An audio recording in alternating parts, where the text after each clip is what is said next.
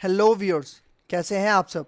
तो जिस तरह से आपको पता है हमारे पास ASP.NET कोर्स 6 की लेक्चर सीरीज चल रही है और इसके अंदर हमने आइडेंटिटी फ्रेमवर्क का कॉन्सेप्ट स्टार्ट कर लिया है। ठीक है, प्रीवियस लेक्चर के अंदर हमने आइडेंटिटी फ्रेमवर्क का इंट्रोडक्शन देखा था। तो अगर आपने हमारी प्रीवियस वीडियो नहीं देखी तो मैं रिकमेंड करूंगा कि पहले वो वाली वीडियो देख लो, आइडेंटिटी फ्रेमवर्क का इंट्रोडक्शन ले लो, उसके बाद इस लेक्चर के ऊपर आओगे तो आपको और भी अच्छे से समझ में आएगा। तो भाई देखो, आज के इस लेक्चर के अंदर हम बात करेंगे registration, sign up, log in and log out functionalities using identity. भाई देखो, मैंने आपको बताया था कि आइडेंटिटी फ्रेमवर्क को यूज करके जो हमारा रजिस्ट्रेशन, साइन अप वाला काम होता है, लॉग इन लॉग आउट वाला काम होता है, ये बहुत ज़्यादा आसान हो जाता है। क्यों? क्योंकि इसके अंदर हमें यूआई बनाने की ज़रूरत नहीं पड़ती, मतलब sign up, log in, log out का यूआई बनाने की ज़रूरत नहीं पड़ती, और इनकी जो फंक्शनैलिटीज़ का कोड होता है वो भी हमें खुद से लिखने की ज़रूरत नहीं पड़ती। मतलब वो सारी चीज़ें आइडेंटिटी फ्रेमवर्क खुद मैनेज करके आपको देता है। तो इसलिए बहुत ज़्यादा इंपॉर्टेंट लेक्चर होने वाला है, तो आपने मेक श्योर करना है कि इसको एंड तक वॉच करना है। तो भाई अगर आप मेरे इस चैनल पे फर्स्ट टाइम आए हो तो मेरे इस चैनल को ज़रूर सब्सक्राइब कर लेना, इसके साथ साथ बेल का आइकन भी प्रेस करना, क्योंकि और भी बहुत सारी वीडियोस इस लेक्चर सीरीज के अंदर आने वाली हैं। और वो रिक्वेस्ट ये है कि जिस तरह से आपको पता है हमारे पास क्रिकेट वर्ल्ड कप स्टार्ट हो चुका है, और क्रिकेट से रिलेटेड मैंने यहाँ पे एक चैनल बनाया है जिसका नाम क्या है, क्रिकेट ब्रीज। और इसका हैंडल यहाँ पे देखो, आप इससे भी सर्च कर सकते हो। और देखो, इसका जो लोगो आपको नजर आ रहा है वो ये वाला लोगो है। तो दिल से गुजारिश है कि प्लीज इस चैनल को सब्सक्राइब कर लेना, बेल का आइकन भी प्रेस कर लेना, क्योंकि क्रिकेट से रिलेटेड, क्रिकेट वर्ल्ड कप से रिलेटेड और आइंदा जो भी क्रिकेट के इवेंट्स होंगे उससे रिलेटेड, जिस तरह से आपको पता है कि भाई इस क्रिकेट वर्ल्ड कप में इंडिया और पाकिस्तान का भी मैच होने वाला है, तो उससे रिलेटेड वीलॉग्स, न्यूज़ वगैरह वो सारी मैं इस चैनल पे जो भी एनालिसिस होंगे वो मैं आपके लिए लेकर आऊँगा। तो प्लीज़ इसको सब्सक्राइब कर लेना। तो ये होगा हमारा पार्ट नंबर 62, और अब हम अपना लेक्चर स्टार्ट करते हैं।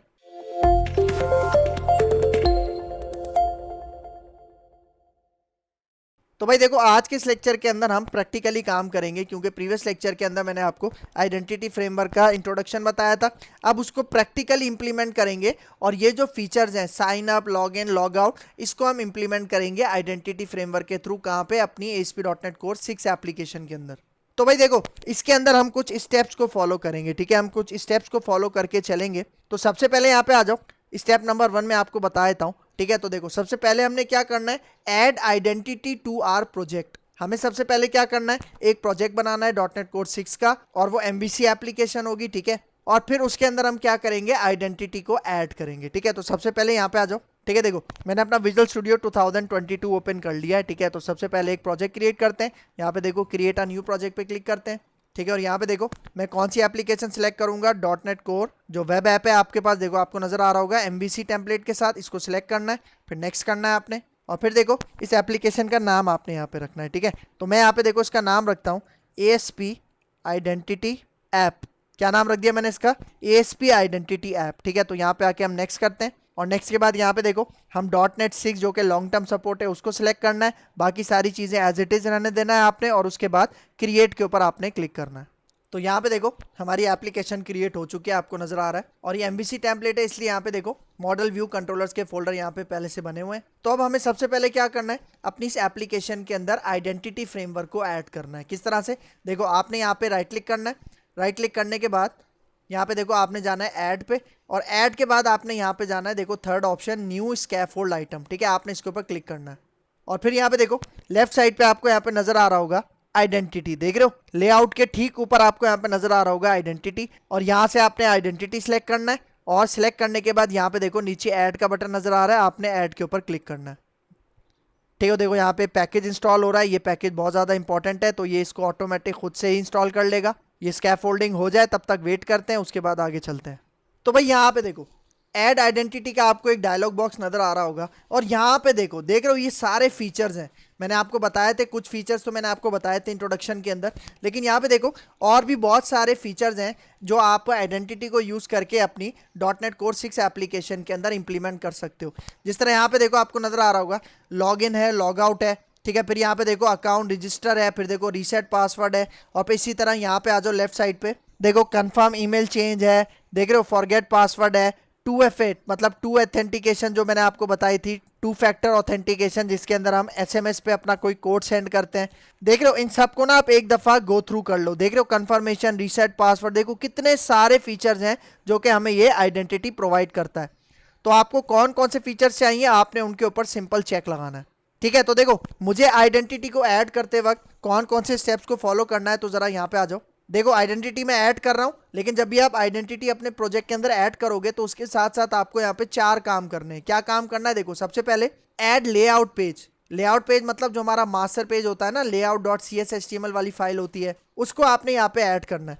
कहाँ पे ऐड करोगे, यहाँ पे देखो सबसे टॉप पे देखो आपको नजर आ रहा है select an existing layout page और स्पेसिफाई अ न्यू वन। तो देखो इसके राइट साइड पे यहाँ पे आपको 3 डॉट्स का एक बटन नजर आ रहा होगा, आपने यहाँ पे इसके ऊपर क्लिक करना है और उसके बाद यहाँ पे देखो आपने जाना है व्यूज में और फिर यहाँ पे आपने इसको एक्सपेंड करना है। इसके अंदर शेयर्ड का फोल्डर है और आपको पता है शेयर्ड के फोल्डर के अंदर ये जो हमारी बेस मास्टर पेज फाइल होती है, बेस लेआउट पेज होता है, इसको आपने यहाँ से सिलेक्ट करना है, क्योंकि मैं इसी को अपना लेआउट पेज यहाँ पे डिफाइन कर रहा हूँ। ठीक है, तो आपने इसको सिलेक्ट करना है और उसके बाद यहाँ पे ओके करना है। तो यहाँ पे देखो इसका पाथ यहाँ पे आ गया, देख रहे हो आपको नजर आ रहा होगा। ठीक है, तो ये तो पहला स्टेप हो गया। उसके बाद क्या करना है, दूसरे स्टेप में यहाँ पे देखो select features you want to add in identity, मतलब आइडेंटिटी के कौन से फीचर्स आपको आपकी इस एप्लीकेशन के अंदर चाहिए। ठीक है, मैंने आपको क्या बताया कि यहाँ पे देखो मुझे अभी अकाउंट लॉगिन चाहिए, उसके साथ लॉग आउट भी चाहिए और नीचे आ जाओ यहाँ पे आपको नजर आ रहा होगा रजिस्टर मतलब साइन अप भी चाहिए।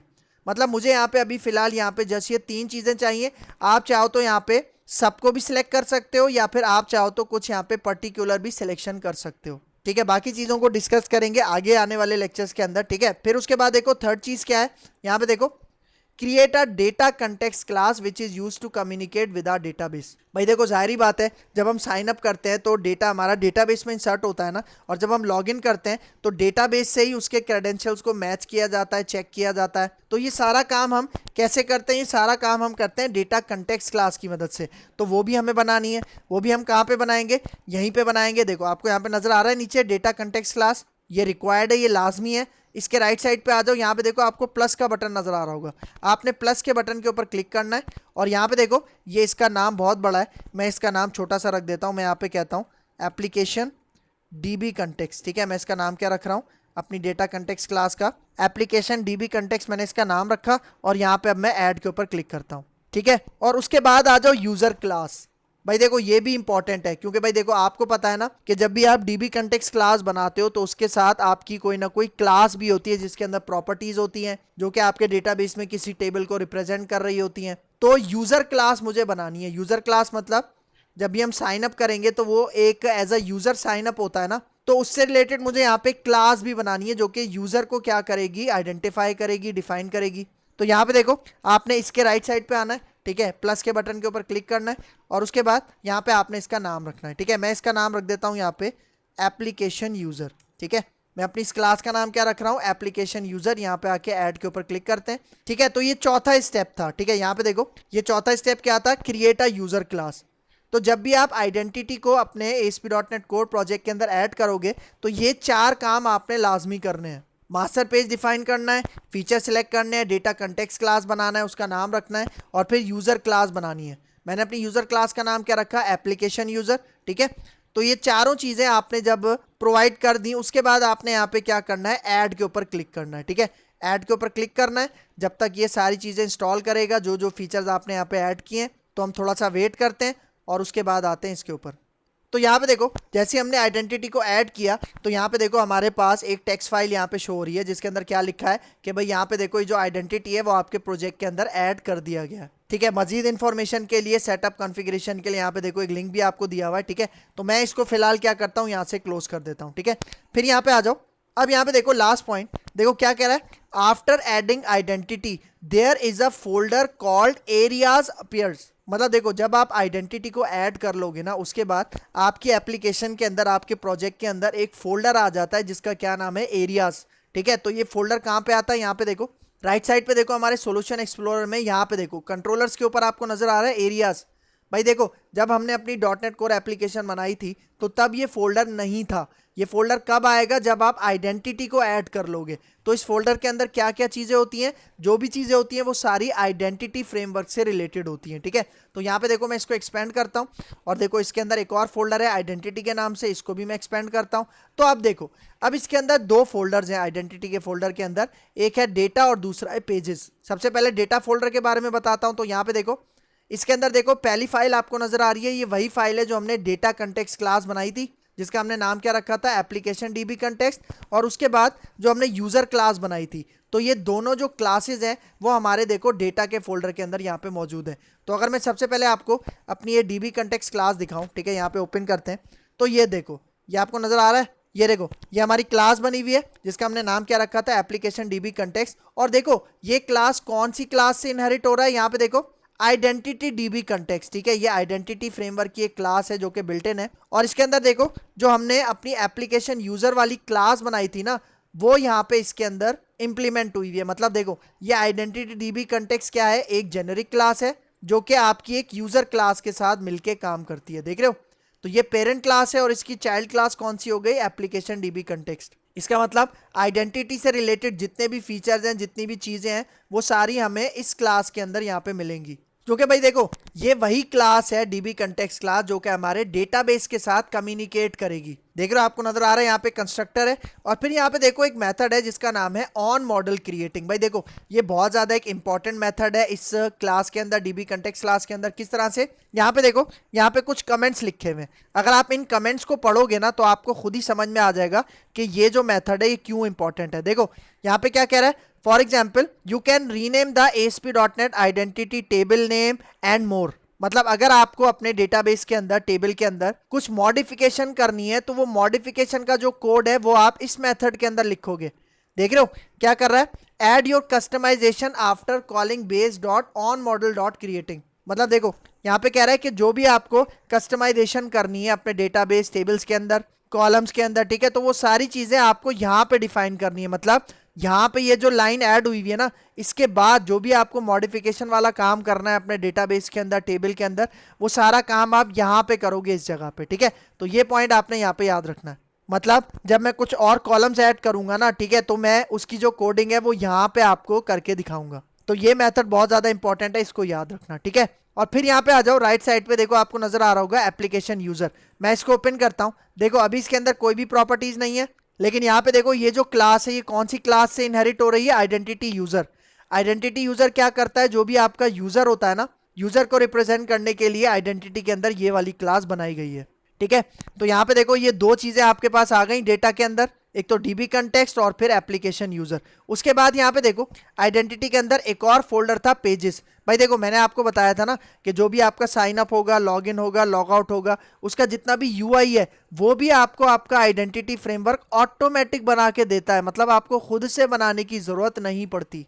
तो अगर मैं इस पेजेस वाले फोल्डर को एक्सपेंड करता हूं तो इसमें देखना आप, देखो पेजेस के अंदर अकाउंट है, देखो इसके अंदर कुछ और फाइल्स हैं CSS HTML, देख रहे हो। मैं अकाउंट वाले फोल्डर को यहाँ पे एक्सपेंड करता हूं तो ये देखो, देखो लॉगिन से रिलेटेड, लॉग आउट से रिलेटेड, रजिस्टर से रिलेटेड पहले से हमारे पास यहाँ पे देखो व्यूज बने हुए हैं। मतलब हमें खुद से भी यहाँ पे कोडिंग करने की जरूरत नहीं है। देखो मैं आपको लॉगिन पेज दिखाता हूँ, ठीक है, इसको ओपन करते हैं तो ये देखो लॉगिन का सारा काम यहाँ पे हुआ है, देख रहे हो। लॉगिन की जो भी यूआई है वो सारा यहाँ पे पहले से यहाँ पे बना हुआ है। आप लॉग आउट में चले जाओ, लॉग आउट से रिलेटेड भी सारा काम यहाँ पे हुआ हुआ है। रजिस्टर मतलब साइन अप पेज पे चले जाओ तो यहाँ पे देखो साइन अप से रिलेटेड भी सारी कोडिंग यूआई की जो होती है HTML कोडिंग, वो सारी यहाँ पे पहले से हुई हुई है, देख रहे हो। मतलब आपको खुद से कुछ भी करने की ज़रूरत नहीं है, इसलिए ये बहुत ज़्यादा इंपॉर्टेंट कॉन्सेप्ट होता है, ठीक है।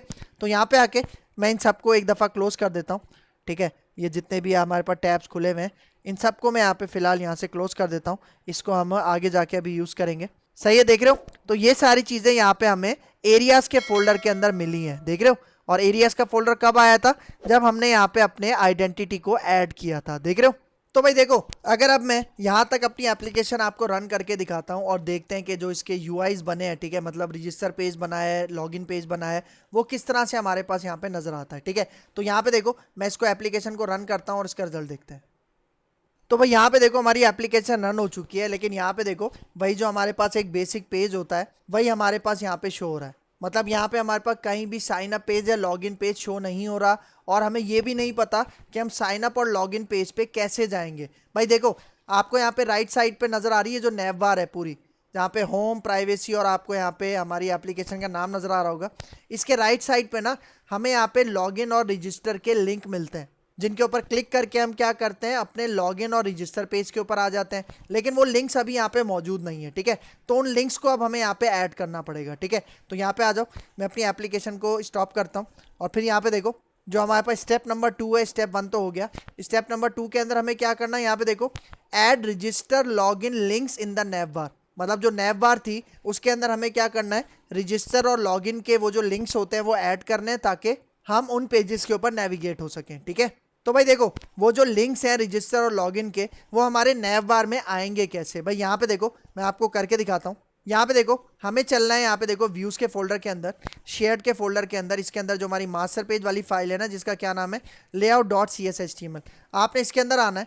और यहाँ पे देखो ये जो आपको नैव बार नजर आ रही है ना, ठीक है, देखो यहाँ पे आपको एक डिव नजर आ रहा होगा, ठीक है, जिसके अंदर ये यूएल आपको नजर आ रही होगी। ठीक है, तो इस डिव के बाहर, मतलब इस डिव के क्लोजिंग टैग के बाहर आपने क्या करना है, यहाँ पे एक पार्शल टैग को यहाँ पे ऐड करना है। ठीक है, ठीक है, हमारे पास एक टैग होता है जिसका क्या नाम है पार्शल, जो कि हम पार्शल व्यूज को ऐड करने के लिए यहाँ पे यूज करते हैं। और मुझे कौन सा पार्शल यहाँ पे, पार्शल व्यू कौन सा मुझे यहाँ पे ऐड करना है, यहाँ पे देखो उसका नेम यहाँ पे मैं प्रोवाइड करता हूँ। भाई देखो आप शेयर्ड के फोल्डर के अंदर यहाँ पे देखो आपको नजर आ रहा होगा एक लॉगिन पार्शल के नाम से एक पार्शल व्यू। भाई देखो ये जो लॉगिन पार्शल व्यू है ना, ये हमें किसने यहाँ पे ऐड करके दिया है, आइडेंटिटी फ्रेमवर्क ने यहाँ पे ऐड करके दिया है। मतलब देखो जब मैंने अपनी एप्लीकेशन बनाई थी, ये .NET Core 6 एप्लीकेशन बनाई थी, तो पहले से ये इसके अंदर ऐड नहीं था। ये लॉगिन पार्शल व्यू क्या काम करता है, ये हमें वो जो रजिस्टर और लॉगिन के लिंक्स है ना वो हमें प्रोवाइड करके देगा। तो इसलिए ये वाला जो आपके पास पार्शल व्यू है, ये आइडेंटिटी फ्रेमवर्क ने शेयर्ड के फोल्डर के अंदर ऐड किया है। तो मैं इसको यहाँ पे कॉल कर लेता हूँ। ठीक है, देखो मैं यहाँ पे इसको कॉल कर लेता हूँ, आपको नजर आ रहा होगा लॉगिन पार्शल .cshtml यहाँ पे लगाने की जरूरत नहीं है, क्योंकि अंडरस्टूड है कि ये हमारे पास क्या एक पार्शल व्यू है। और भाई देखो यहाँ पे आपको इसको पाथ देने की भी जरूरत नहीं है, क्योंकि जब भी आप पार्शल व्यू बनाते हो वो आप शेयर्ड के फोल्डर के अंदर बनाते हो, और ये वाला जो पार्शल व्यू है ना, हमारा सिस्टम इसको शेयर्ड के फोल्डर के अंदर ही ढूंढेगा। ठीक है, तभी यहाँ पे देखो मैंने इसको नहीं बताया कि भाई ये कौन से फोल्डर के अंदर ये पार्शल व्यू मौजूद है। डायरेक्ट हमने यहाँ पे क्या किया, अपने पार्शल व्यू का यहाँ पे नाम इस तरह से कॉल कर लिया। ठीक है, तो अब क्या करते हैं, यहाँ पे आके अब अपनी एप्लीकेशन को रन करते हैं और देखते हैं कि हमारे पास वो जो रजिस्टर और लॉगिन के जो लिंक्स हैं वो आए हैं या नहीं आए। ठीक है, तो यहाँ पे आके एप्लीकेशन रन करते हैं। ठीक है, तो यहाँ पे देखो हमारी एप्लीकेशन रन हो चुकी है, और यहाँ पे देखो आपको दिखा रहा है लोकल होस्ट और पोर्ट नंबर दिखा रहा है 7140। तो यहाँ पे देखो नैव बार के अंदर राइट साइड पे देखो आपको रजिस्टर और लॉगिन के लिंक्स नजर आ रहे हैं। ये लिंक्स हमें किसने ला के दिए हैं, वो जो मैंने पार्सल व्यू कॉल किया ना, उसने हमें यहाँ पे रजिस्टर और लॉगिन के लिंक्स यहाँ पे ला के दिए। ठीक है, तो अब अगर मैं यहाँ पे रजिस्टर के ऊपर क्लिक करता हूँ, ठीक है, तो यहाँ पे देखो जैसे ही मैंने रजिस्टर के ऊपर क्लिक किया तो हमें वो जो रजिस्टर का पेज था, वो जो साइन अप पेज था, वो हमें शो नहीं हुआ। इसी तरह अगर मैं लॉगिन पे क्लिक करता हूँ तो देखो हमें लॉगिन का पेज भी डिस्प्ले नहीं हुआ।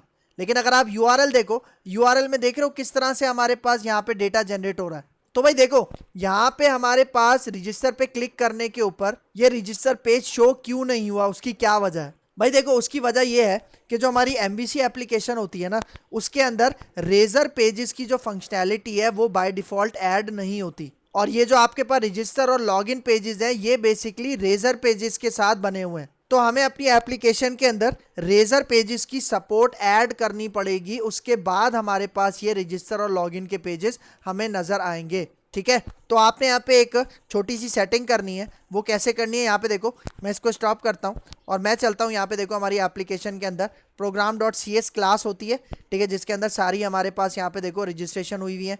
और भाई देखो जब मैंने आइडेंटिटी ऐड किया था तो देखो आइडेंटिटी से रिलेटेड भी यहाँ पे इसने program.cs के अंदर कुछ कोड ऐड कर दिया, देख रहे हो।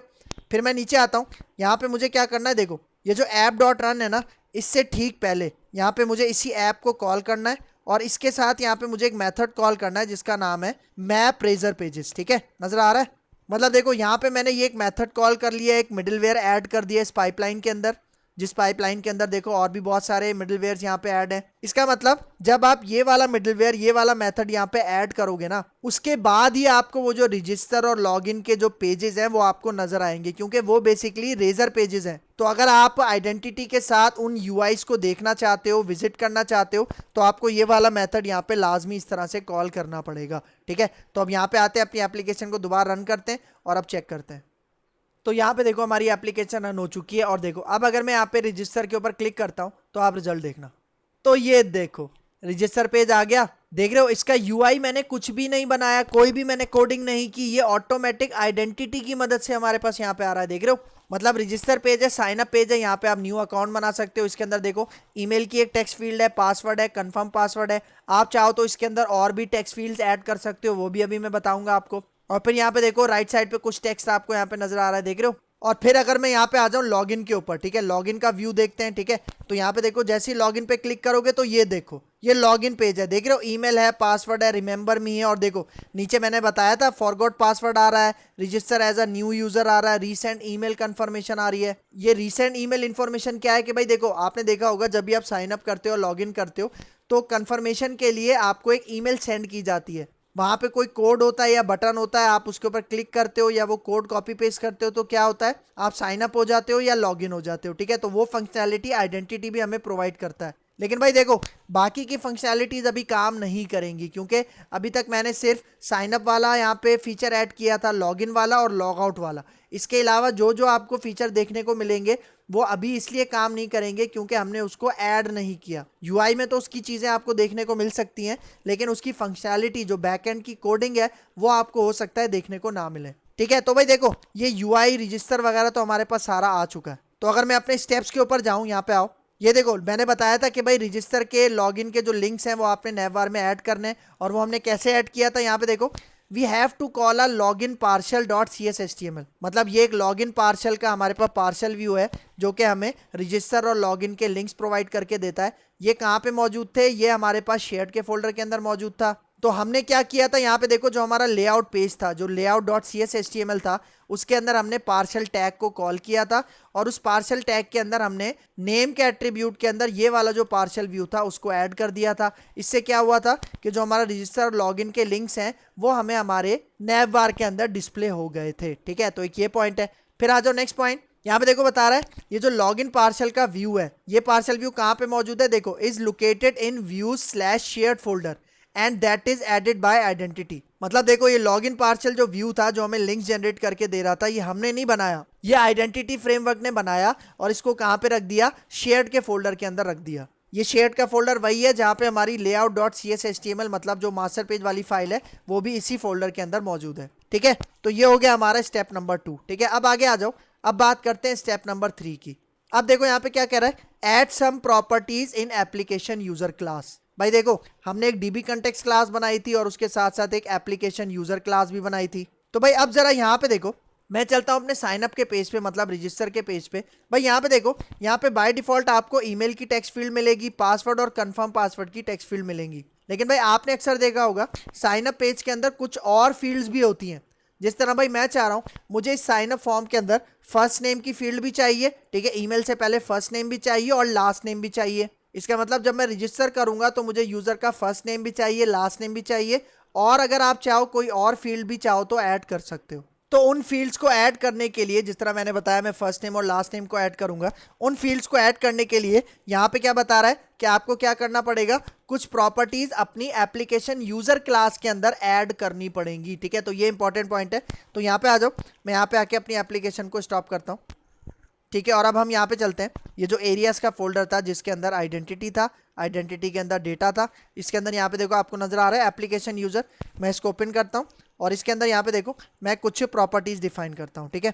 यहाँ पे मैं कहता हूँ PROP लिख के टैप टैप करते हैं, और इस प्रॉपर्टी की जो डेटा टाइप होगी वो होगी स्ट्रिंग, और यहाँ पे मैं इसका नाम यहाँ पे रख देता हूँ फर्स्ट नेम, ठीक है। फर्स्ट नेम इसका नाम रखा, इसी को कॉपी करते हैं, ठीक है। यहाँ पे आके मैं दूसरी प्रॉपर्टी का नाम रख देता हूँ लास्ट नेम, क्योंकि मुझे 2 टेक्स्ट फील्ड्स चाहिए, तो उसी से रिलेटेड मैंने यहाँ पे क्या किया, ये प्रॉपर्टीज यहाँ पे बना ली, ठीक है। भाई देखो अब मुझे क्या करना है, इन प्रॉपर्टीज को अपने डेटाबेस और उसके टेबल के अंदर ऐड करना है। लेकिन भाई देखो एक बात याद रखो, अभी तक हमने कहीं पे भी डेटाबेस नहीं बनाया, मतलब ना डेटाबेस बनाया, ना कोई कनेक्शन स्ट्रिंग अभी तक हमने डिफाइन की है, ठीक है। तो अब हमें एक नेक्स्ट स्टेप क्या करना है, यहाँ पे देखो नेक्स्ट स्टेप के अंदर हमें यहाँ पे देखो रजिस्टर दीज प्रॉपर्टीज और कॉन्फ़िगर इन एप्लीकेशन डीबी कंटेक्स्ट क्लास। भाई देखो ये जो मैंने प्रॉपर्टीज अभी ऐड की है ना, इन्हीं प्रॉपर्टीज को मुझे कहाँ पे डालना है, अपने डेटाबेस के अंदर, टेबल के अंदर डालना है। तो उसके लिए मैं क्या करूँगा, इन प्रॉपर्टीज को कॉन्फ़िगर करूँगा, रजिस्टर करूँगा कहाँ पे, अपनी एप्लीकेशन डीबी कंटेक्स्ट क्लास के अंदर, ठीक है। तो यहाँ पे आ जाओ, ठीक है, मैं चलता हूँ अपनी एप्लीकेशन डीबी कंटेक्स्ट क्लास के अंदर, ठीक है। देखो यहाँ पे आपको नजर आ रहा होगा। अब देखो मुझे कोडिंग कहाँ पे करनी है, मुझे कोडिंग करनी है इसके अंदर। मैंने आपको मेथड बताया था जिसका क्या नाम था, ऑन मॉडल क्रिएटिंग। ये वही मेथड है, मैंने बताया था कि जब भी हम कोई प्रॉपर्टीज ऐड करेंगे, कॉलम्स ऐड करेंगे, टेबल को ऐड करेंगे या कोई भी हम मॉडिफिकेशन का काम करेंगे तो उसकी कोडिंग हम यहाँ पे लिखेंगे। तो यहाँ पे अब मुझे कोडिंग लिखनी है, ठीक है। तो देखो ये जो कमेंट्स हैं इसी के नीचे मैं यहाँ पे कोडिंग लिखता हूँ। यहाँ पे देखो इस मेथड के अंदर आपको ये एक पैरामीटर नजर आ रहा होगा बिल्डर, इसी को मैं यहाँ पे यूज करूंगा, ठीक है। मैं यहाँ पे कहता हूँ बिल्डर डॉट और यहाँ पे मैं कहता हूँ अप्लाई कॉन्फ़िगरेशन, ठीक है। और इसके अंदर यहाँ पे मैं अपनी एक क्लास बनाऊंगा और उसका ऑब्जेक्ट यहाँ पे मैं पास करूंगा, ठीक है। और उसका नाम यहाँ पे मैं रख देता हूँ एप्लीकेशन यूजर एंटिटी कॉन्फ़िगरेशन, ठीक है। क्लास का नाम थोड़ा सा बड़ा हो गया लेकिन इससे हमें कॉन्सेप्ट समझ में आएगा। भाई देखो ये क्लास मैंने अभी तक यहाँ पे बनाई नहीं है, मैं ये क्लास अभी बनाऊंगा। कैसे बनाऊंगा, देखो मैंने इसका नाम यहाँ पे स्पेसिफाई कर दिया, ऑब्जेक्ट यहाँ पे पास कर दिया। अब यहाँ पे आपने क्या करना है, देखो इसके ऊपर आपने यहाँ पे क्लिक करना है, ठीक है, इस क्लास के ऊपर। और यहाँ पे देखो लेफ्ट साइड पे आ जाओ, लेफ्ट साइड पे यहाँ पे देखो आपको एक बल्ब का आइकन नजर आ रहा होगा, आपने इसके ऊपर क्लिक करना है। और यहाँ पे देखो आपने यहाँ पे जो सेकंड ऑप्शन आपको नजर आ रहा है जनरेट क्लास, मतलब इस नाम से मुझे यहाँ पे एक क्लास जनरेट करनी है, ठीक है। तो जैसे आप इसके ऊपर क्लिक करोगे, ठीक है, तो अपनी इसी कोडिंग के नीचे आ जाओ थोड़ा सा। यहाँ पे देखो इसने आपको एक क्लास यहाँ पे ऐड करके दे दी, ठीक है। यहाँ पे इंटरनल लगा हुआ है, मैं इसको पब्लिक क्लास बना देता हूँ, ठीक है, पब्लिक यहाँ पे लिख देते हैं।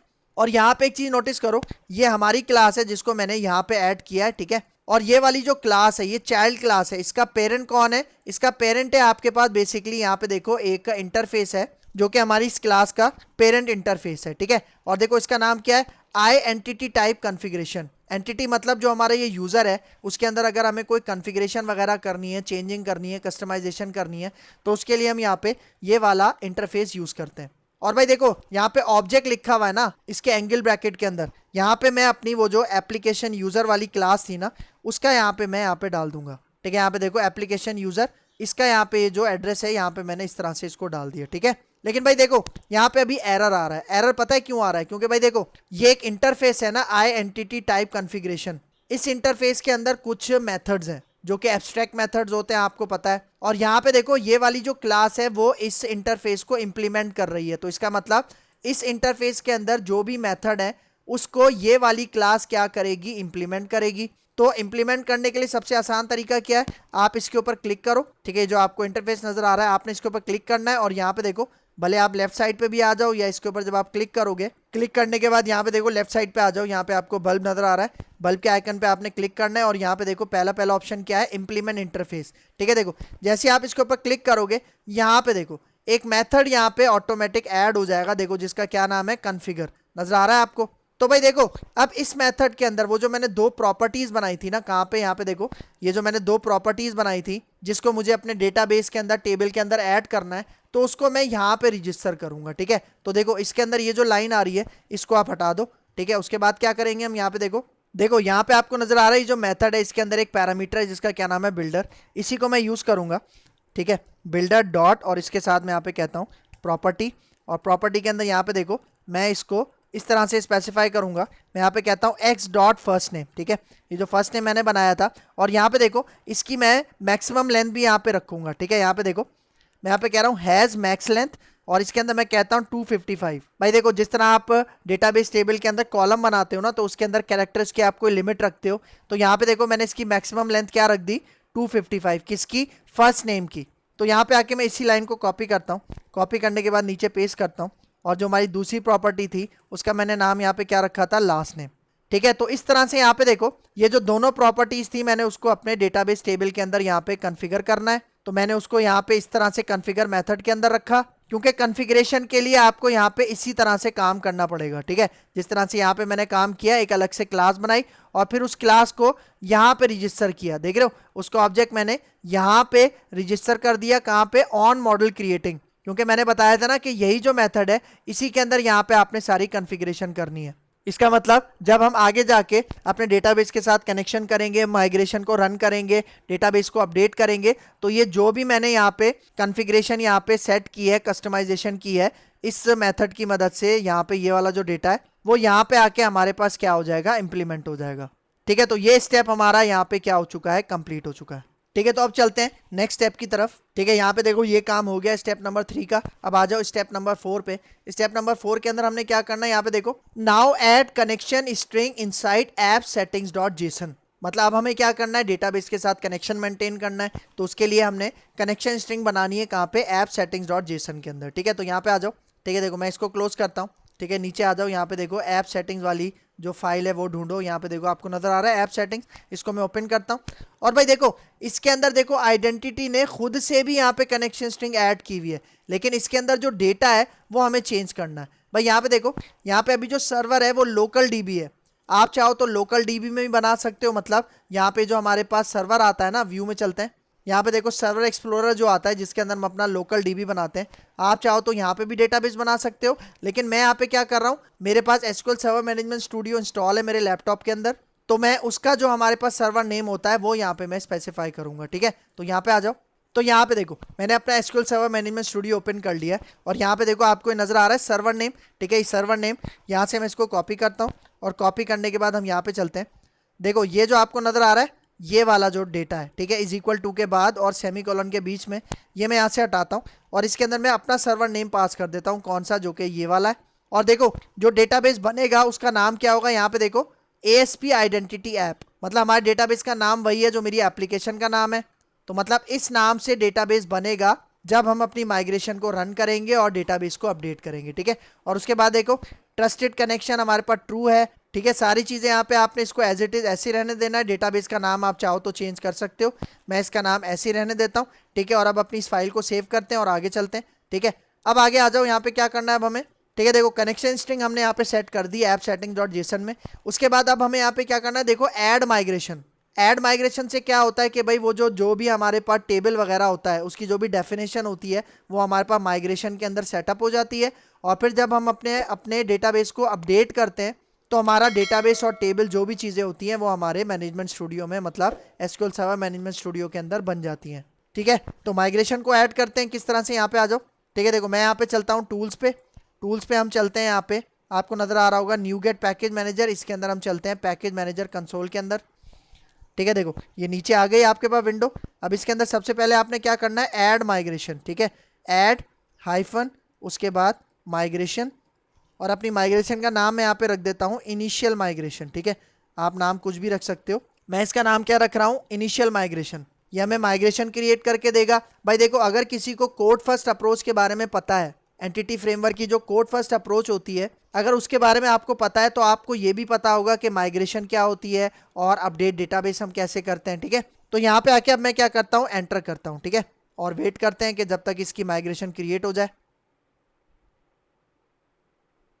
तो यहाँ पे देखो हमारी माइग्रेशन सक्सेसफुली यहाँ पे ऐड हो चुकी है, और देखो आपको यहाँ पे नजर आ रहा है। ठीक है, माइग्रेशन क्या होती है, क्लास होती है जिसके अंदर हमारे जो जो टेबल्स क्रिएट होने होते हैं, जो जो डेटाबेस वगैरह का काम होना होता है, उन सब की जो कोडिंग है, जो C# की कोडिंग है, वो यहाँ पे हमारे पास क्रिएट होती है। देख रहे हो, मतलब जब भी आप आइडेंटिटी के साथ काम करते हो ना, और जब आप अपनी माइग्रेशन को अपडेट करोगे डेटाबेस को, तो बहुत सारे टेबल्स बनते हैं।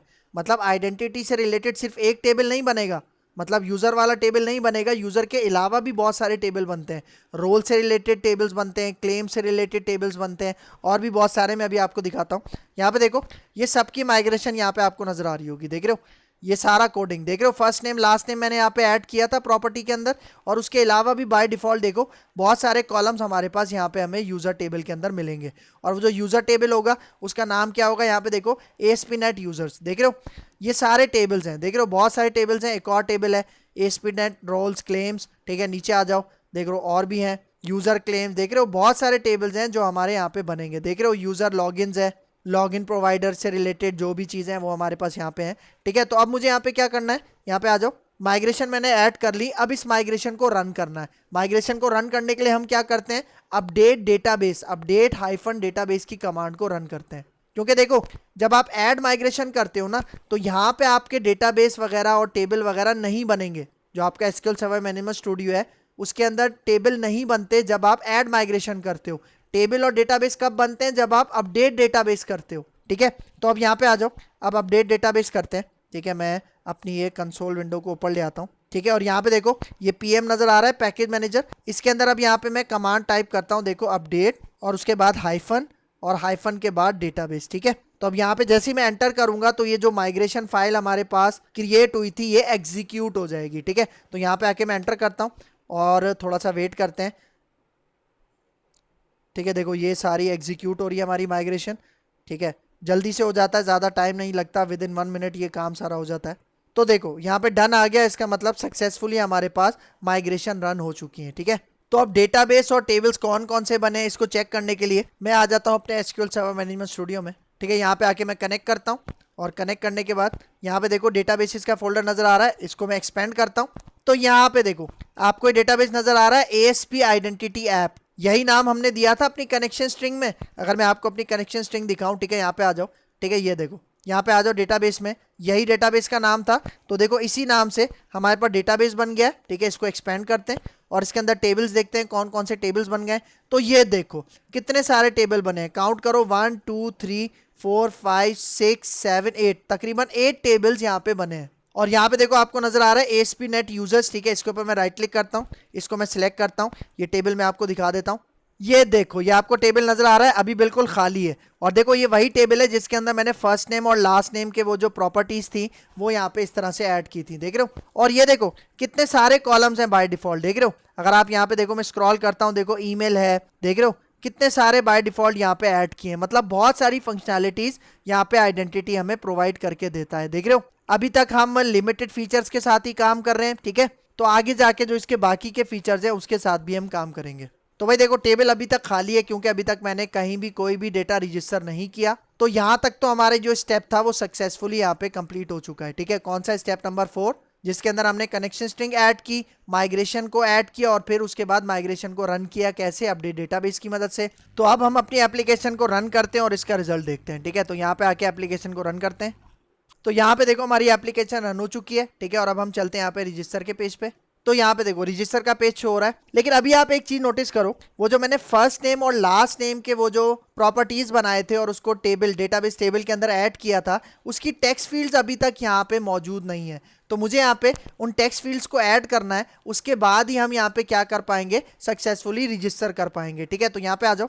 यहाँ पे देखो स्टेप नंबर 4 हो गया। अब स्टेप नंबर 5 के अंदर हमने क्या करना है, यहाँ पे देखो क्या कह रहा है, now add text boxes for first name and last name in register page. मतलब जो हमारा रजिस्टर पेज है उसके अंदर हमने जाना है और उसके अंदर जो फर्स्ट नेम और लास्ट नेम से रिलेटेड टेक्स्ट फील्ड्स थी, टेक्स्ट बॉक्सेस थे, उनको ऐड करना है। ठीक है, तो यहाँ पे आ जाओ। ठीक है, यहाँ पे आके मैं इसको स्टॉप करता हूँ और हम चलते हैं अपने रजिस्टर पेज पे। भाई यहाँ पे देखो एरियाज के फोल्डर के अंदर आ जाओ, आइडेंटिटी है इसके अंदर, यहाँ पे देखो पेजेस, पेजेस के फोल्डर के अंदर आ जाओ, और फिर पेजेस के फोल्डर के अंदर अकाउंट का फोल्डर है, इसके अंदर आ जाओ। और देखो ये है हमारा रजिस्टर पेज, क्योंकि रजिस्टर पेज तो हमें ऑटोमेटिकली आइडेंटिटी फ्रेमवर्क ने प्रोवाइड करके दिया है ना, तो चेंजिंग भी हमें इसी के अंदर करनी है। तो आप इसके ऊपर डबल क्लिक करो और इसको ओपन कर लो। ठीक है, इस विंडो को मैं थोड़ा सा नीचे कर देता हूँ। ठीक है, अब यहाँ पे आ जाओ। ये देखो ये आपको नजर आ रहा है, ये देखो ये ईमेल के लिए हमारे पास पूरी की पूरी एक टेक्स्ट फील्ड है। यहाँ पे आ जाओ, यहाँ पे देखो पासवर्ड के लिए है, और यहाँ पे देखो कंफर्म पासवर्ड के लिए। ठीक है, और यहाँ पे अगर आप देखो ईमेल वाली इस टेक्स्ट फील्ड को देखो, तो इसके अंदर यहाँ पे देखो ये जो टेक्स्ट बॉक्स है ये बाइंड हुआ हुआ है। देखो इनपुट डॉट ईमेल, देख रहे हो इनपुट डॉट ईमेल के साथ बाइंड हुआ हुआ है, और यहाँ पे आ जाओ इनपुट डॉट पासवर्ड के साथ बाइंड हुआ हुआ है, और यहाँ पे देखो इनपुट डॉट कंफर्म पासवर्ड के साथ बाइंड हुआ हुआ है। ठीक है, तो यहाँ पे आ जाओ। यहाँ पे देखो ये जितनी भी प्रॉपर्टीज हैं ये कहाँ से आ रही है, इनपुट मॉडल से आ रही हैं। तो इसका मतलब वो जो फर्स्ट नेम और लास्ट नेम वाली प्रॉपर्टीज हैं उसको हमें यहाँ पे बनाना पड़ेगा, कहाँ पे, इनपुट मॉडल के अंदर। तो आपने क्या करना है, इनपुट मॉडल के ऊपर आप राइट क्लिक करो और उसके बाद आप चले जाओ, यहाँ पे देखो गो टू डेफिनेशन, F12 भी प्रेस कर सकते हो, इसका शॉर्टकट है। मैं इसके ऊपर क्लिक करता हूँ, जैसे क्लिक करूंगा तो यहाँ पे देखो ये कौन सी फाइल ओपन हो गई है, देखो register dot C S HTML की जो CS फाइल है वो ओपन हो गई है। और यहाँ पे देखो आपको नजर आ रहा है इनपुट मॉडल। ठीक है, थोड़ा सा स्क्रॉल करके नीचे आ जाओ। ठीक है, थोड़ा सा स्क्रॉल करके नीचे आ जाओ। यहाँ पे देखो आपको ये इनपुट मॉडल की क्लास नजर आ रही है, इसी के अंदर यहाँ पे देखो आपको नजर आ रही है ईमेल की प्रॉपर्टी है, यहाँ पे देखो पासवर्ड आपको नजर आ रहा है, देख रहे हो। और नीचे आ जाओ, यहाँ पे देखो कंफर्म पासवर्ड भी आपको नजर आ रहा है। इसका मतलब मुझे यहाँ पे क्या करनी है, अब वो फर्स्ट नेम और लास्ट नेम वाली प्रॉपर्टीज यहाँ पे ऐड करनी है। ठीक है, तो यहाँ पे देखो मैं यहाँ पे कहता हूँ, ठीक है, इसी ईमेल के ऊपर देखो मैं यहाँ पे कहता हूँ PROP टैप टैप, और यहाँ पे मैं कहता हूँ स्ट्रिंग, और यहाँ पे मैं इसको कह देता हूँ फर्स्ट नेम। ठीक है, फर्स्ट नेम, और इसके ऊपर मैं कुछ एनोटेशंस भी लगाऊंगा, जिस तरह से यहाँ पे मैं लगाता हूँ रिक्वायर्ड एनोटेशन लगाते हैं। उसके बाद यहाँ पे मैं लगाता हूँ डिस्प्ले। ठीक है, डिस्प्ले नेम वाली जो एनोटेशन होती है, ठीक है, वो यहाँ पे लगाता हूँ डिस्प्ले, और इसके अंदर यहाँ पे मैं पास कर देता हूँ नेम, और नेम के अंदर यहाँ पे डिस्प्ले नेम जो मैं डिस्प्ले करवाऊंगा वो होगा यहाँ पे देखो फर्स्ट नेम। ठीक है, और फिर यहाँ पे मैं एक स्ट्रिंग लेंथ की जो एनोटेशन होती है वो भी यहाँ पे अप्लाई करूँगा, ठीक है, जिससे मैं लिमिट करूँगा कि भाई वो कितने कैरेक्टर्स यहाँ पे डाल सकता है, ठीक है। तो देखो स्ट्रिंग लेंथ के अंदर मैंने कितनी यहाँ पे वो कैरेक्टर्स डिफाइन किए थे 255, तो यहाँ पे मैं 255 डिफाइन कर देता हूँ इस तरह से। और फिर उसके बाद एरर मैसेज भी सेट कर देते हैं कि भाई अगर वो 255 कैरेक्टर से ज़्यादा कैरेक्टर डालेगा तो एरर आएगा। तो एरर मैसेज मैं सेट कर देता हूँ यहाँ पे, देखो मैं कहता हूँ first name must be 255 characters, must be of 255 characters, ठीक है। तो ये मैंने यहाँ पे इस तरह से कर दिया। अब मैं यहाँ पे क्या करता हूँ, यही वाला जो पूरा का पूरा मैंने डेटा लिखा है इसको मैं यहाँ से कॉपी करता हूँ, नीचे यहाँ पे पेस्ट करता हूँ। ये फर्स्ट नेम के लिए था, ठीक है। और अब यहाँ पे मैं इसको कर देता हूँ लास्ट नेम के लिए, ठीक है। नीचे आ जाओ, यहाँ पे मैं इसको कह देता हूँ लास्ट नेम, ठीक है, इस प्रॉपर्टी का नाम।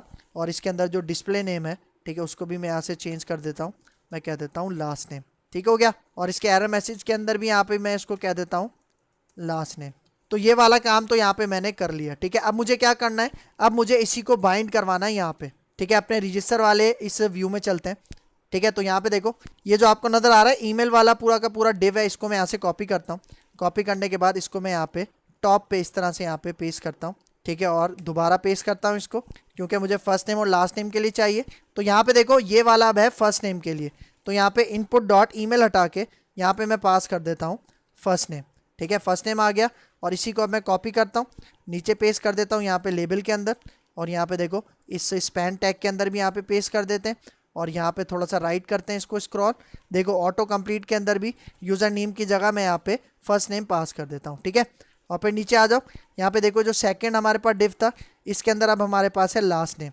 तो यहाँ पे मैं इसको कहता हूँ लास्ट नेम, इसको हम यहाँ से कॉपी करते हैं, ठीक है, नीचे इस तरह से पेस्ट करते हैं, यहाँ पे भी इसको पेस्ट करते हैं, फिर राइट साइड पे चलते हैं और यहाँ पे आके मैं इसको इस तरह से ऑटो कंप्लीट के अंदर भी इस तरह से पेस्ट कर देता हूँ, ठीक है।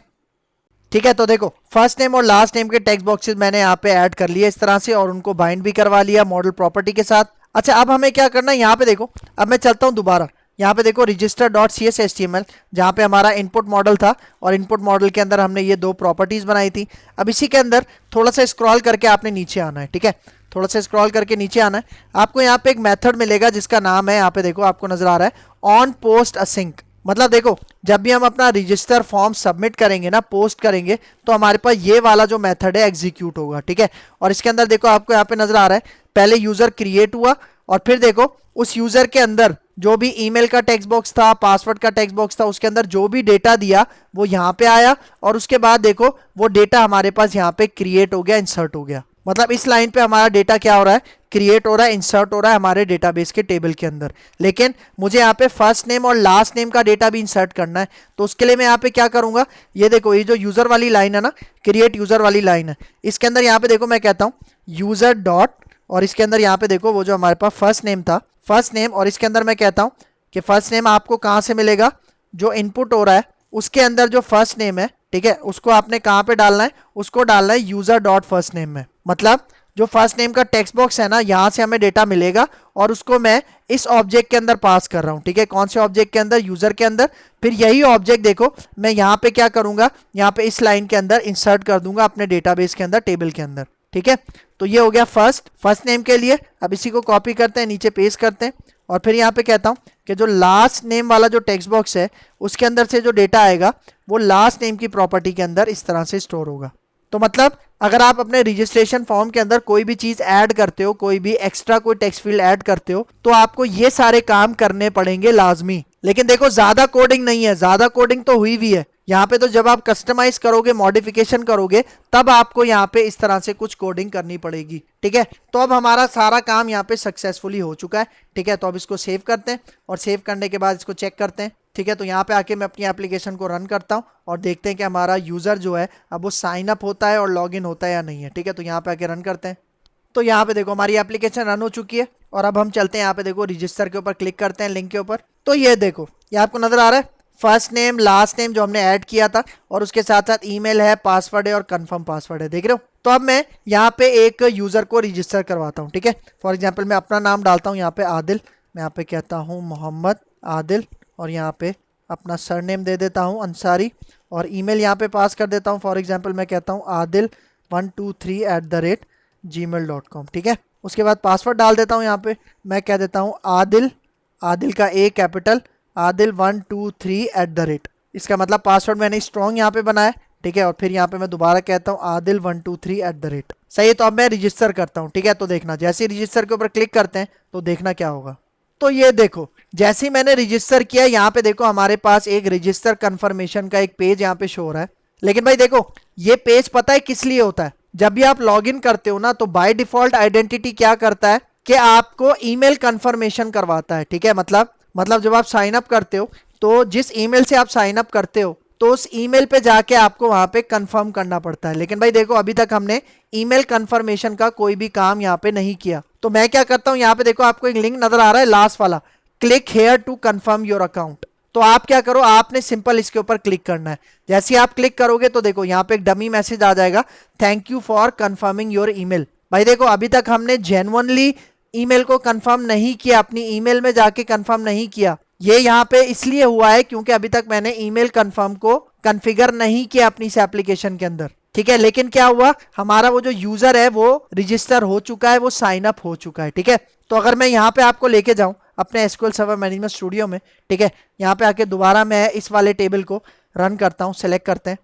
तो ये देखो, देख रहे हो Mohammad Adil first name, Ansari last name, और जो भी मेरा यूजर नेम था, पासवर्ड था, वो यहाँ पे आ रहा है। और भाई यहाँ पे देखो, यहाँ पे जो आईडी है ना, ये ग्लोबली यूनिक आइडेंटिफायर है। एसक्यूएल के अंदर भी आपने कॉन्सेप्ट पढ़ा होगा, सी शार्प के अंदर भी पढ़ा होगा। ये नॉर्मल प्राइमरी की नहीं है, ये आपके पास एक गुइड है जो कि ग्लोबली यूनिक आइडेंटिफायर कहलाता है। और इसके अंदर यहाँ पे देखो वो जो पासवर्ड है और भी बहुत सारी देखो जो फील्ड्स हैं वो बाय डिफॉल्ट यहाँ पे फिल हो चुकी हैं। और देखो जो हमारा पासवर्ड है वो देखो वो हैश हुआ हुआ है, मतलब सिक्योर हुआ हुआ है, इनक्रिप्ट हुआ हुआ है, मतलब कोई भी आपका पासवर्ड यहाँ से नहीं देख सकता, देख रहे हो। और भी देखो बहुत सारे जो कॉलम्स थे उसके अंदर बाय डिफॉल्ट वैल्यू इंसर्ट हो चुकी है, हमने इसके अंदर वैल्यू इंसर्ट नहीं की, इसके अंदर डेटा आइडेंटिटी ने इंसर्ट किया है। तो अब आदिल के थ्रू लॉगिन करके देखते हैं, ठीक है। तो यहाँ पे आ जाओ, ठीक है, मैं चलता हूँ लॉगिन के ऊपर, ठीक है। देखो मैं अपना ईमेल यहाँ पे डालता हूँ, ठीक है। मैं कहता हूँ adil123@gmail.com, ये मेरा ईमेल है। और पासवर्ड मैंने क्या रखा था, adil123@। भाई देखो अगर मैं गलत पासवर्ड डालता हूँ ना तो यहाँ पे एरर भी आएगा। देखो अगर मैं गलत पासवर्ड, मैंने भी गलत पासवर्ड डाला है, लॉगिन करता हूँ तो ये देखो क्या कह रहा है, इनवैलिड लॉगिन अटेम्प्ट, ठीक है। अब अगर मैं सही पासवर्ड डालता हूँ, मैं कहता हूँ adil123@, और अब यहाँ पे आके लॉगिन पे क्लिक करता हूँ तो ये देखो टॉप राइट साइड पे देखो लॉगिन हो गया। और लॉगिन होने के बाद यहाँ पे देखो हेलो और जो भी मेरा ईमेल था वो आ रहा है, और उसके साथ साथ देखो लॉग आउट का बटन भी आपके पास आ रहा है, सही है। और देखो अगर मैं इस लिंक के ऊपर क्लिक करता हूँ, ठीक है, आपको ये नजर आ रहा है जो हमारे पास ईमेल है, मैं इसके ऊपर क्लिक करता हूं तो देखो नीचे टूल टिप में क्या शो रहा है, मैनेज। मैं मैनेज के ऊपर क्लिक करता हूं तो ये हमारी प्रोफाइल ओपन करके दे देगा, देख रहे हो। मतलब ये सारी चीजें भी हमें ऑटोमेटिक आइडेंटिटी ने बना के दी हैं, लेकिन ये सिर्फ अभी यूआई है, क्योंकि देखो प्रोफाइल के अंदर यहाँ पे देखो बता रहा है कि आप कुछ चीजें यहाँ पे ऐड कर सकते हो। देखो ईमेल है, ईमेल कॉन्फ़िगरेशन के लिए आप यहाँ पे ईमेल्स को मैनेज कर सकते हो। फिर देखो पासवर्ड है, पासवर्ड चेंज करना चाहो वो कर सकते हो। फिर देखो 2 फैक्टर ऑथेंटिकेशन, जो मैंने बताया था लॉगिन करते वक्त एसएमएस जाता है आपके पास, वो वाली चीज़ भी हम यहाँ पे कर सकते हैं। फिर देखो पर्सनल डेटा है, यहाँ पे देखो बता रहा है कि डाउनलोड कर सकते हो, डिलीट कर सकते हो। तो भाई देखो ये अभी सिर्फ आपको यूआई शो हो रहा है, क्योंकि इसके फीचर्स, इसके बैकएंड की जो फंक्शनैलिटी है वो हमने अभी तक आइडेंटिटी में ऐड नहीं की है, देख रहे हो। और अगर देखो मैं लॉगआउट पे क्लिक करता हूँ तो जैसे ही लॉगआउट पे क्लिक करूंगा देखो ये हमें मेन पेज पे ले गया। इसका मतलब मुझे यहाँ पे दोबारा से क्या करना पड़ेगा, लॉगिन करना पड़ेगा। लेकिन भाई अभी देखो अभी यहाँ पे एक मसला था, वो मसला क्या था कि जब मैंने यहाँ पे रजिस्टर किया था तो रजिस्टर करने के बाद वो हमें ईमेल कंफर्मेशन के ऊपर लेके जा रहा था। तो हम क्या करते हैं, थोड़ी देर के लिए वो जो ईमेल कंफर्मेशन है उसको हम क्या कर देते हैं, डिसेबल कर देते हैं, ताकि हमसे ईमेल कंफर्मेशन ना मांगे लॉगिन होने के बाद या साइन अप होने के बाद, ठीक है। तो उसके लिए मैं यहाँ पे क्या करता हूँ, देखो यहाँ पे आके मैं इसको स्टॉप करता हूँ, ठीक है। और हम चलते हैं अपनी ऐप सेटिंग्स डॉट जेसन के अंदर, ठीक है। ऐप सेटिंग्स डॉट जेसन के अंदर आ जाओ, नहीं बल्कि ऐप सेटिंग डॉट जेसन में नहीं जाना, हमने जाना है अपनी program dot C S file के अंदर, ठीक है। प्रोग्राम डॉट सी एस के अंदर आ जाओ, टॉप पे चलते हैं, ठीक है। सबसे टॉप पे आ जाओ, यहाँ पे देखो आपको नजर आ रहा होगा, ठीक है। मैं स्क्रॉल करके थोड़ा सा राइट साइड पे जाता हूँ, यहाँ पे देखो ये आपको नजर आ रहा है, मैं हाईलाइट कर देता हूँ। देखो आपको नजर आ रहा होगा builder dot services dot add default identity, मतलब डिफॉल्ट आइडेंटिटी के अंदर कुछ ऑप्शंस होते हैं, देख रहे हो। यहाँ पे कुछ ऑप्शंस है, आपको नजर आ रहा होगा, ये वाला एक ऑप्शन नजर आ रहा है, option dot sign in dot required confirmed account. मतलब इसी की मदद से क्या हो रहा था कि वो जो हमारी ईमेल कंफर्मेशन थी ना वो काम कर रही थी। तो देखो यहाँ पे अभी ट्रू हुआ है ना, मैं इसको फिलहाल क्या कर देता हूँ, फॉल्स कर देता हूँ। इससे क्या होगा कि जब हम साइन अप करेंगे तो वो हमसे ईमेल कंफर्मेशन नहीं मांगेगा, क्योंकि अभी तक हमने ईमेल कंफर्मेशन को सेटअप नहीं किया। ठीक है, तो मैंने इसको यहाँ पे फिलहाल फॉल्स कर दिया और अब दोबारा अपनी एप्लीकेशन को रन करते हैं और चेक करते हैं कि अब हमारे पास ईमेल कंफर्मेशन आता है या नहीं आता। ठीक है, देखो हमारी एप्लीकेशन रन हो चुकी है और अब दोबारा मैं यहाँ पे रजिस्टर करता हूँ। ठीक है, रजिस्टर के ऊपर क्लिक करते हैं और यहाँ पे देखो रजिस्टर करवाता हूँ मैं। फॉर एग्जांपल मैं यहाँ पे कहता हूँ जुहान, ठीक है, अंसारी यहाँ पे कर देते हैं। ठीक है, और उसके बाद यहाँ पे देखो मैं यहाँ पे एक पासवर्ड ईमेल डाल देता हूँ, zuhan123@gmail.com। ठीक है, ईमेल आ गया, पासवर्ड सेट कर देते हैं zuhan123 और कंफर्म पासवर्ड में भी कह देता हूँ zuhan123 ठीक है। उसके बाद अब जैसे ही मैं रजिस्टर पे क्लिक करूंगा तो अब आप जरा रिजल्ट देखना। तो देखो जैसे ही मैंने यहाँ पे साइन अप किया तो देखो इसने मुझे लॉगिन करवा दिया, मतलब यहाँ पे अब हमारे पास वो जो ईमेल कंफर्मेशन आ रही थी वो अब हमारे पास नहीं आ रही। देख रहे हो, जुहान के ऊपर क्लिक करो तो जुहान से रिलेटेड जो भी स्पेसिफिक डेटा था वो आपको यहाँ पे शो हो रहा होगा। ठीक है, और अगर मैं लॉग आउट करता हूँ तो जैसे ही लॉग आउट करूंगा ये लॉग आउट हो जाएगा और वापस हमें मेन पेज पे ले आएगा। और भाई देखो इसके अंदर ना ये जितने भी रजिस्टर और लॉगिन के फॉर्म्स हैं इसके अंदर ना वैलिडेशन भी हुई हुई है। मतलब देखो अगर मैं यहाँ पे इसको एम्प्टी छोड़ता हूँ, ठीक है, एम्प्टी छोड़ के मैं आगे जाता हूँ, देखो एम्प्टी छोड़ के मैं इसको यहाँ से हटाता हूँ तो देखो मैसेज आ रहा है फर्स्ट नेम इज रिक्वायर्ड। और देखो यहाँ पे भी अगर मैं इसी तरह से एम्प्टी छोड़ के आगे जाता हूँ, ठीक है, एम्प्टी छोड़ के अगर मैं यहाँ पे रजिस्टर पे क्लिक करता हूँ तो देख रहे हो सारे एरर मैसेज आ रहे हैं आपके पास। मतलब प्रॉपर आपके पास जो वैलिडेशन है वो भी यहाँ पे बिल्कुल सक्सेसफुल काम कर रही है। सेम इसी तरह अगर मैं लॉगिन पे चलता हूँ और यहाँ पे भी अगर देखो मैं एम्प्टी छोड़ के लॉगिन पे क्लिक करता हूँ तो देखो यहाँ पे भी आपके पास वैलिडेशंस काम कर रही हैं। मतलब आपने कुछ भी नहीं करना, सारी चीजें आपको आइडेंटिटी फ्रेमवर्क ऑटोमेटिक करवा के दे रहा है। ठीक है, तो उम्मीद करता हूँ आपको ये कॉन्सेप्ट अच्छे से यहाँ तक समझ में आया होगा। तो ये पांचों स्टेप हमने सक्सेसफुली फॉलो करके हमने यहाँ पे काम कर लिया। ठीक है, तो हमारी वीडियो यहाँ पे हो गई है वाइंड अप। तो अगर आपको मेरा लेक्चर अच्छा लगा है तो मेरा चैनल जरूर सब्सक्राइब करके जाना, इसके साथ साथ बेल का आइकन भी प्रेस करना, क्योंकि और भी बहुत सारी वीडियोस इस लेक्चर सीरीज के अंदर आने वाली हैं। तो इस लेक्चर के हवाले से कोई भी कंफ्यूजन है तो कमेंट बॉक्स में मुझसे जरूर पूछ लेना। तो मिलते हैं इंशाल्लाह नेक्स्ट लेक्चर में, तब तक के लिए देखते रहिए मेरा चैनल प्रोग्राम मेंटोर।